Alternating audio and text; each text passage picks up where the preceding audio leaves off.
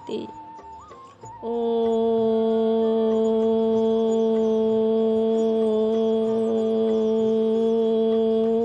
शांति।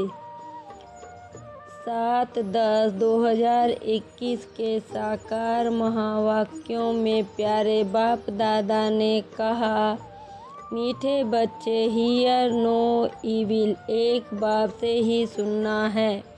गृहस्थ व्यवहार में रहते कमल फूल समान रहना है। प्रश्न में बाबा ने कहा, इस खेल को यथार्थ रीति जानने वाले बच्चे कभी मूंझ नहीं सकते। उत्तर में बाबा ने कहा, दुख और सुख, भक्ति और ज्ञान का जो खेल चलता है, इसको यथार्थ रीति जानने वाले कभी मूंझते नहीं। तुम जानते हो, भगवान किसी को दुख नहीं देता, वह है दुख हरता, सुख करता। जब सभी दुखी हो जाते हैं, तब दुखों से लिबरेट करने के लिए वह आते हैं।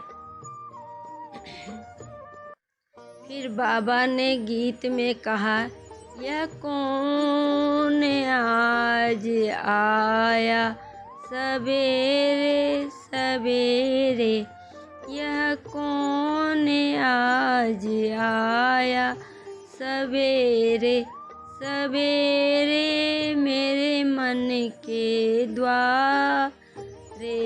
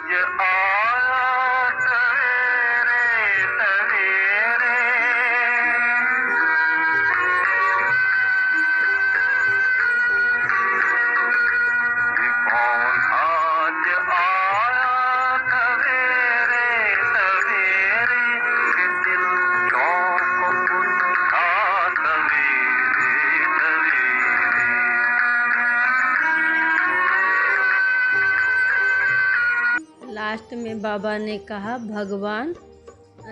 भक्ति का फल ज्ञान तुमको भगवान से मिलता है। भगवान कोई भक्ति नहीं सिखलाते हैं, वह तो ज्ञान देते हैं। कहते हैं, माम एकम याद करो, यानी अपने को आत्मा समझकर मुझे याद करो तो तुम्हारे विकर्म विनाश होंगे और कोई पावन बनने का रास्ता नहीं। नई दुनिया में सब स्वर्गवासी थे, अब पुरानी दुनिया में सब नरकवासी हैं। इसलिए बाप कहते हैं कि मैं सबका उद्धार करने आता हूँ, मैं ही आकर रूहानी ज्ञान देता हूँ। बाप अपना परिचय दे रहे हैं, मैं तुम्हारा बाप हूँ। अभी यह नरक है, नई दुनिया को स्वर्ग कहा जाता है। ऐसे कोई कहेंगे कि यहाँ ही स्वर्ग नरक है। जिनको बहुत धन है वह स्वर्ग में है। स्वर्ग तो होता ही है नई दुनिया में, यहाँ स्वर्ग कहाँ से आया? इसलिए हम कोई मनुष्यों की बात सुनते नहीं। बाप कहते हैं, तुमको तमो प्रधान से सतो प्रधान बनना है तो मामेकम याद करो। सारा दिन बुद्धि में यह नॉलेज रहनी चाहिए। अच्छा, मीठे मीठे सिकिल अदे बच्चों प्रति माता पिता बाप दादा का याद प्यार और गुड मॉर्निंग। रूहानी बाप की रूहानी बच्चों को नमस्ते। हम रूहानी बच्चों की रूहानी बाप दादा को याद प्यार और गुड मॉर्निंग और नमस्ते।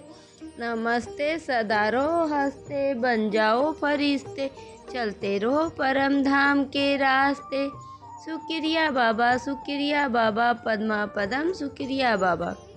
धारणा के लिए मुख्य सार में बाबा ने कहा, एक बाप से ही रूहानी बातें सुननी और किसी से दूसरी बातों का वाद विवाद नहीं करना है। दूसरी पॉइंट में बाबा ने कहा, देही अभिमानी बनने की मेहनत करनी है। सतो प्रधान बनने के लिए एक बाप की याद में रहना है। फिर बाबा ने वरदान में कहा, बाप के हाथ और साथ की स्मृति से मुश्किल को सहज बनाने वाले बेफिक्र व निश्चिंत भव। बाप के हाथ और साथ की स्मृति से मुश्किल को सहज बनाने वाले बेफिक्र व निश्चिंत भव। स्पष्टीकरण में बाबा ने कहा, जैसे किसी बड़े के हाथ में हाथ होता है तो स्थिति बेफिक्र व निश्चिंत रहती है, ऐसे हर कर्म में यही समझना चाहिए कि बाप दादा मेरे साथ भी हैं और हमारे इस अलौकिक जीवन का हाथ उनके हाथ में है, अर्थात जीवन उनके हवाले है तो जिम्मेवारी भी उनकी हो जाती है। सभी बोझ बाप के ऊपर रख अपने को हल्का कर दो। बोझ उतारने का व मुश्किल को सहज करने का साधन ही है बाप का हाथ और साथ। फिर स्लोगन में बाबा ने कहा, पुरुषार्थ में सच्चाई हो तो बाप दादा की एक्स्ट्रा मदद का अनुभव करेंगे। पुरुषार्थ में सच्चाई हो तो बाप दादा की एक्स्ट्रा मदद का अनुभव करेंगे। फिर बाबा ने मातेश्वरी जी के अनमोल महावाक्य हैं, ज्ञान योग और दैविक गुणों की धारणा जीवन का आधार है। यह तो अपने को निश्चय है कि परमपिता परमात्मा द्वारा हमें नॉलेज मिल रही है। इस नॉलेज में मुख्य 3 पॉइंट्स है जिसके लिए अपने को पूरा पुरुषार्थ करने का ध्यान रखना है। इसमें पहले है योग अथवा ईश्वरीय निरंतर याद, जिससे विकर्म का विनाश होता है। दूसरा है ज्ञान। ज्ञान माना इस सारे ब्रह्मांड सृष्टि की आदि मध्य अंत कैसे होती है। जब यह नॉलेज हो तभी इस लाइफ में प्रैक्टिकल चेंज आ सकती है और हम भविष्य प्रारब्ध अच्छी बना सकते हैं। तीसरी पॉइंट में है क्वालिफिकेशन। तो हमको सर्वगुण संपन्न 16 कला संपूर्ण निर्विकारी मर्यादा पुरुषोत्तम डबल अहिंसक हिंसा परमो धर्म डबल सिरताज अवश्य बनना है, तभी हम देवता बन सकते हैं। तो अपने आप को चलते फिरते खाते पीते इन तीनों पॉइंट पर ध्यान देना जरूरी है।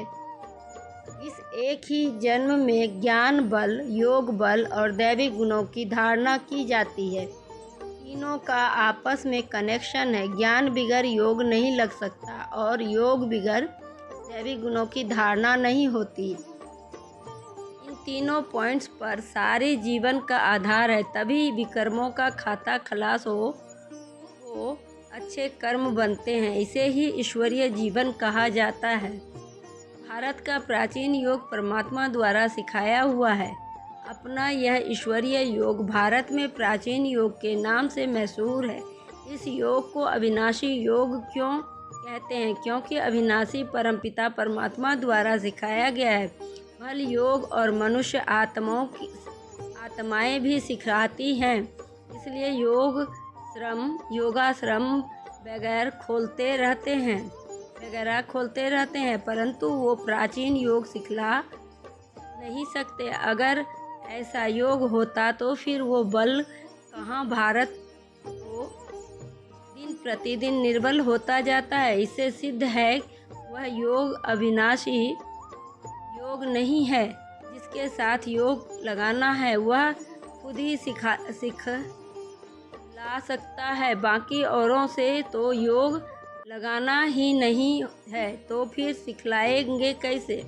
यह तो स्वयं परमात्मा ही कार्य कर सकता है, वही हमें पूरा भेद बता सकता है। बाकी तो सब तरफ कहते रहते हैं हम योग सिखलाएंगे। यह तो हम जानते हैं कि सच्चा योग तो खुद परमात्मा ही सिखलाएंगे। सूर्यवंशी चंद्रवंशी घराना व दैविक राज्य स्थापन करते हैं।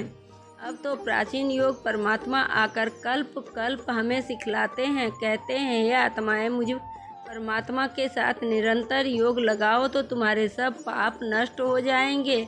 अच्छा, ओम शांति, ओम शांति।